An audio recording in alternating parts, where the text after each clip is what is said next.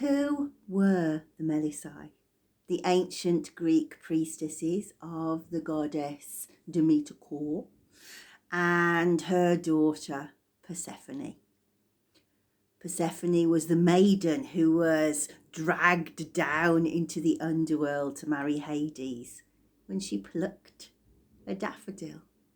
And as we come to spring, we remember that Persephone is the goddess of spring and how the earth is returned to fertility as she comes back to us from the underworld, the time of the dead, the winter.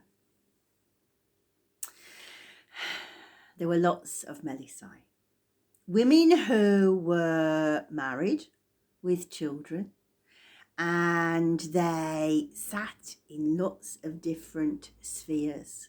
So, of course, Demeter's priestesses must have children because Persephone was her child. But what about the queen bee, the hypersexual queen that brings reproduction to the earth? Aphrodite, of course, had Melissae. And perhaps the strangest of all, Artemis of Ephesus, covered all over in bees, and indeed the word Ephesus means place of the bees. And Artemis of Ephesus' priestess were called Melissae. Her priests were called drones, and they were castrated priests. They were eunuchs. And you can imagine how that might be related to how the male bees mate with the queen. And as they soar to the sunshine, as soon as he has finished mating, then his phallus is ripped away. And of course, he falls to his death. But these brave priests sacrificed for the goddess. There were also Melissae at Delphi. The oracle of Delphi was Melissae B, and at Parnassus, which is where Delphi is, Delphi sits on the side of Mount Parnassus. There is a famous cave, the Corinthian cave, where the priestesses were said to prophesy if you fed them honey. And there's a big tradition of psychoactive honey. And it said, the poem, I can't remember it off the top of my head now, but it says that they sprinkled barley on their heads as if it was pollen. So we have this swapping and changing all of the time. Priestess B. Priestess is a nymph. A nymph is an unformed bee. Nymphs shapeshift often into plants and trees. We think of how Persephone's nemesis in the underworld was Minte. And at Delphi, we also have a tradition of Daphne, the woman who became the tree, and of course, probably the oldest, I would say, of the myths of the shapeshifters is Myrrha, who Artemis cursed because her mother said, Kentraeus said, my daughter's just as lovely as you. Aphrodite was having none of that. She cursed her, and she had to run away after she'd been cursed to fall in love with her father and had been impregnated by him. She ran and begged for help, and they turned her into a myrrh tree. We think about how her offspring then, Adonis, must be myrrh. So we have these shape-shifting between plants and trees all of the time within the myths. The most famous job of the Melissae, the priestesses of Demeter, was to preside over the mysteries of Eleusis. For 2,000 years, people travelled right across the ancient world to be initiated into this sacred secret festival.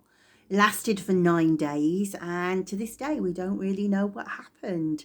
People who took who were initiated into the mysteries were sealed by a vow of silence. There is one story how a man decided to do a parody of what he had seen at a dinner party. He enacted the version for his friends, and we see that he was sentenced to death. He was cursed, and it was said that the priestesses and the priests of Demeter shook their purple cloaks at him. Purple is a big association with the Melissae, because the high priestess of Melissae would wear purple robes all of the time, and she could be seen anywhere. And would you believe, at the original Olympic Games, she had the most important seat, and you could see her, the beautiful priestess, far across the room, because she was clad in purple and nobody else was allowed to. It was not allowed that you wore purple in any sanctuary that was allotted to Demeter.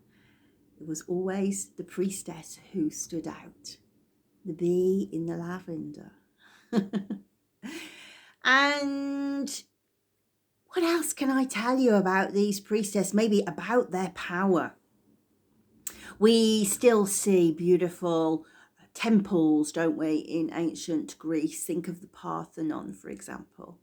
And sadly, Eleusis is very little more than rubble. But actually, the temple at Ephesus is still standing. And we imagine how the people brought their energy together to build these beautiful monuments. But it was the priestess who funded them. And so we have these priestesses born into specific family cults. The rich families produced the priestesses. And different cults had different ways of choosing a priestess. But the Melissae priestess always came from the tribe, the Etubartade tribe. And they were an ancient lineage of priests all the way through. And there was a ranking, like almost like an apprenticeship to becoming a priestess. And they would begin very, very young. The first priestess job that you did was the arephori. And they would carry a sacred basket from the priestess of Athena Polis to Aphrodite across the Acropolis, and this was their job.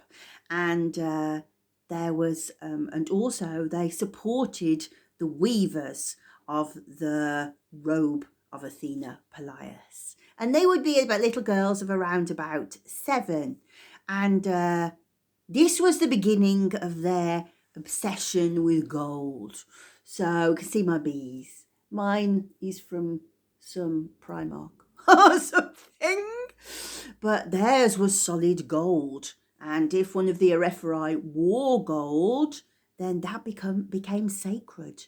And any family who raised these priestesses, these little arephori, or was or supported the family in any way, because it was a costly endeavour, then they were set apart and they became really quite powerful and influential people in their space. And so how did this money circulate? Well, fundamentally it came from sacrifices. So the job of the priestess was to be intermediary with the goddess. So remember that we're talking about a different kind of pantheon. It's a pantheon of many gods, and priests served gods, priestesses served goddesses for the most part. There was a priest who served the Hecate, but for the most part, like formed like. And it was said that the priestess was formed in the image of the goddess. So the most beautiful priestesses were always picked. And we might think about how moving it into the beehive, because this is what bee shamanism is always about, thinking about, well, where did that idea come from? So the word Melissa means bee, as we've said, and Melissa essential oil smells exactly the same as one of their pheromones, Nasnoff. Nasnoff has many, many functions, but within inside of the hive, what they do is the worker bees and the attendants for the queen bee circulate all of the time. Do we need a new queen? Do we need a new queen? Is she strong enough? Can we build, can we create, can we reproduce and create a new colony from this? And it's their job always to be looking for an opportunity to create a new queen, so we can see how we've got this new goddess, new goddess, new goddess, new goddess all of the time. And what they do as it comes to around about May time, they'll think about wanting to swarm, because they want to fill and make more space for their colony. They want to reproduce. And remember, when we're talking about bees, it is always the colony, that is the animal, not the single bee. The colony works as a unit to reproduce. And what the worker bees do is they say, I think we might be ready. We might be ready to start something new. And as they go around, they look at all the eggs that the queen has laid, and she will pick larger combs, that the holes that the worker bees have picked for drones, and in the smaller ones go little eggs for worker bees, for sisters. We call them sisters.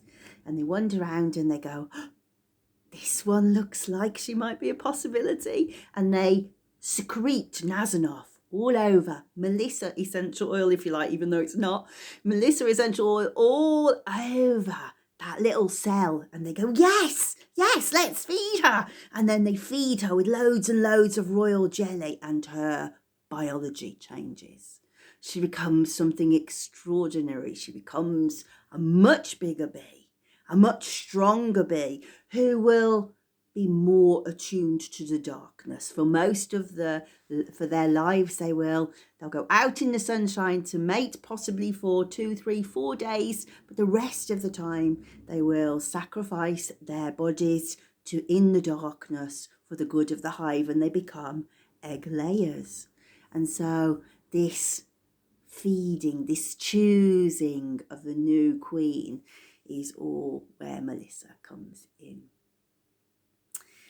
And so the priestess opens the space for the goddess to speak. And she would be in charge. She would almost be like the housewife of the temple, if you like.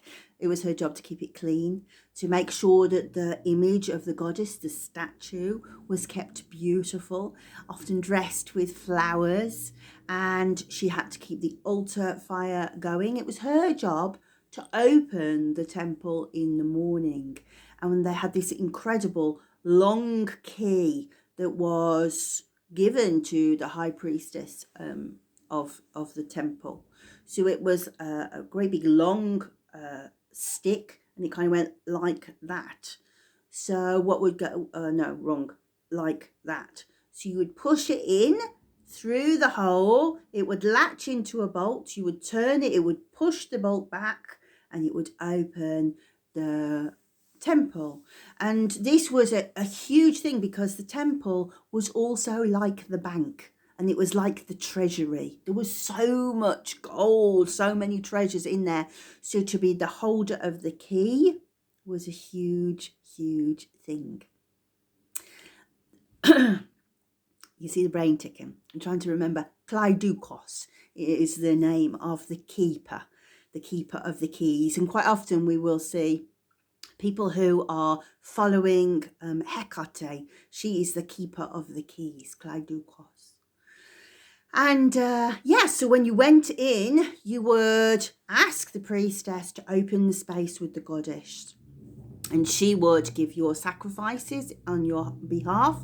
She would lead you in the prayer, and she would open the space. Now, imagine then that if you are going to Eleusis to be initiated into the mysteries of Eleusis with around about 3,000 other people, you would have to pay a very large token to be allowed to ask the priestess to sacrifice on your behalf. You also had to take a mystic pig, and that's a great story. I love the mystic pig. So they had to take it to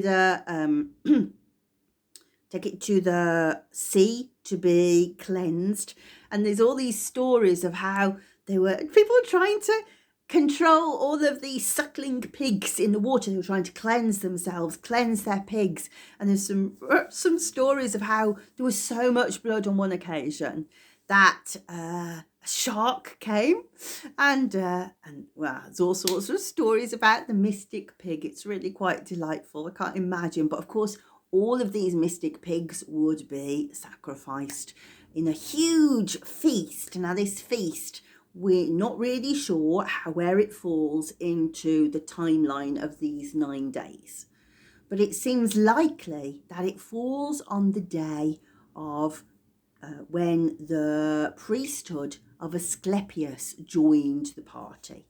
So Asclepius is the god of medicine, but he is also the god of dreams. And people, so his sanctuary was called Asclepius and Hygeia. Hygeia was, of course, cleanliness. So maybe that's why we needed to clean the pig. I don't know. But when the priests came from Asclepius, then there would be a communal ceremony on the night where everybody dreamed together. Now, this wasn't new for the priests of Asclepius, and dream incubation is one of the things at the forefront of Melissae priestess's job.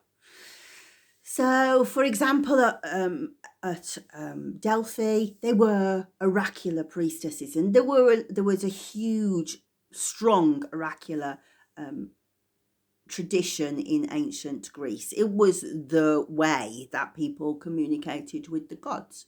And so Delphi wasn't the only sanctuary. There was 4 major sanctuaries where the oracles worked. But the priests of Asclepius would use dreaming and oracular work in a slightly different way, in that you would go to their sanctuary and you would dream with snakes. And snakes are also involved in oracular prophecy, but that is a different video for a different time. But so dream incubation is a huge part of Melissae work because of many reasons. It was believed that the bees were the bringer of dreams, and that they created a golden net over the world, and that we can latch onto other people's dreams by dreaming in unison on a dream. I can tell you that that's true. I have been working, it's astonishing how it works. But also this dreaming connection, of course, is involved with the moon. And the moon and the womb and the tomb are all very connected. And we now start to feel why this is a female tradition. And of course, think about how it's a matriarchal society, isn't it, a beehive? So if you've never been in a beehive, now I'm making this video just before the beginning of April. It's really cold in my living room, and it's cold in the beehives, and the queen has started laying, because when I went in the other day you could see tiny little pips in the bottom, so she has started laying, and she does that when the bees start bringing in bringing in pollen. And of course there's a deep symbol there, isn't there? What is it that triggers the queen? And what she'll do is she will make all of the ones that are being made now are likely to be drones, males, because of course the males are most important in these first few weeks, and they will grow up to be able to go out of the hive and go to drone congregation areas. So we think about how the priests and the men hang out, and the soldiers and the military. Drone congregations are weird. I mean, I spend many hours thinking about this. At the end of the season, it's almost impossible to talk about bee cycles as a linear project, because of course they do go in cycles. So at the end of last year, every male bee died. That happens every year, and that's because the women don't want to feed them, so they're off, they're kicked out. So there are no male bees, and the queen lays new male bees. We may think about how at Easter we have this tradition of men dying and rising again, and their job is to go to these drone congregation areas, which is all very well, but how do they know where they are? How do they know where they are? And yet, every year, thousands of males go to the drone congregation area. And then the queens, the princesses, the unmated princesses go out and mate and mate and mate and mate. And you can see that in Babylonian myths and Aphrodite myths. And yeah, it's really rather beautiful. And so, what else can I tell you? Propolis. Yes. The reason why we are interested in propolis is because it insulates the hive. Bees use it to insulate the hive, and it's antibacterial, antibiotic, and it's like a boundary protection for the hive. But where did that word come from, propolis? Well, it comes from the Melissae. So the Greek city-state, you read any academic paper, they will tell you that the city-state is called the Polis. And so the bee medicine is for the good of the community. It is propolis. It's antibacterial, but it's very inoculating. That's the word I'm looking for. So it's a protective mechanism that everybody works together. That there is always order, and of course the most important thing is that the goddess is looked after, so there is ample harvest. So yes, it's secret things, and we'll be doing some. We say that there are ancient and emerging technologies. Some of the ancient stuff exists. When the sanctuaries were closed, the pagan sanctuaries were closed in the 4th century, the Roman Emperor Theodosius I said, no, I don't want any more of that. We're all going to be Christians. And he closed them all. He closed the pagan sanctuaries, and so that was the end of Egyptian sanctuaries, Grecian sanctuaries, etc. But we do know that some of them, Melissa, went, that's all you can say. We're still allowed to worship the goddess in Scandinavia, so up they went. They went across, and you can also see that there are, in places like Slovenia and places like that, there are Roman settlements where, of course, the people had gone with the Romans, because it not only we're talking about Grecian, but then it became a Roman tradition. We had the goddess Melona. She was a honey goddess. So the same traditions. And the Romans went across to places like Latvia, Slovenia, settled there. And yeah, we can still find it in Lithuania, but also in parts of ancient Britain and Wales. On my doorstep, as it turned out. So there is a beginning of the priestesses, but there is so much more to tell. But there is a book which will come out in September the 23rd. But in the meantime, if you would like to come and do some Melissa work with the moon, of course it's not an ancient technology, because we'll be using essential oils. And in the first one, we'll use Melissae essential oil to help us connect with the full moon. Artemis of Ephesus was worshipped at the new moon and the full moon as the queen bee. So we're going to really be tapping into that energy and think about how the moon affects our moods, but also the way that we feel generally, and particularly with women.